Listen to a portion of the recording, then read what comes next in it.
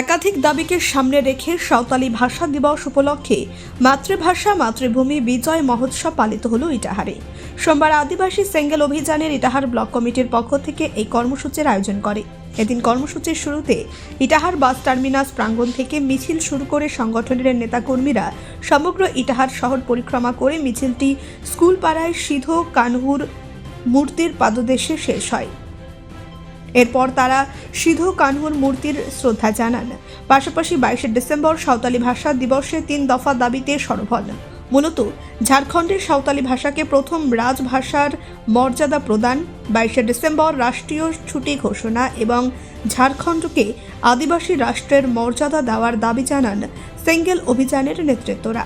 এদিনের কর্মসূচিতে উপস্থিত ছিলেন অল ইন্ডিয়া মাঝি পরগনা মান্ডুবার জেলা সভাপতি গোপাল টুডু, সেঙ্গেল অভিযানের ব্লক সভাপতি ভরত কিস্কু সহ অন্যান্যরা। দাদা, আপনার নাম?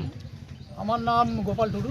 কি দায়িত্ব আছে? আর আমি অল ইন্ডিয়া মাঝি পারগানা মান্ডুয়া জেলা সভাপতি, উত্তর দিনাজপুর। আজকে কি করলেন? আজকে 22 ডিসেম্বর, আর আজকে আমাদের হাসা ভাষা জিতকের মা মানে মাতৃভাষা ভূমি বিজয় দিবস, তাই আমরা এই দিনটিকেই পালন করলাম। কিভাবে পালন করলেন? এটা আমরা মিছিলের মাধ্যমে পালন করলাম। তার সঙ্গে সঙ্গে আমাদের অনেক প্রতিনিধি ছিল, সবাই মিলে আমরা মিছিলের মাধ্যমে পালন করলাম। এখানে কি করলেন? এখানে আমরা মিছিলের শেষে আমরা সিধু কানুর মূর্তিতে আমরা মাল্যদান করলাম। তারপর মাল্যদানের পর আমরা সাংগঠনিকভাবে কিছু আলোচনা করব। আমরা আদিবাসী সেঙ্গেল অভিযান ইটাহার ব্লক কমিটির পক্ষ থেকে আমরা এই মিছিলটা করলাম।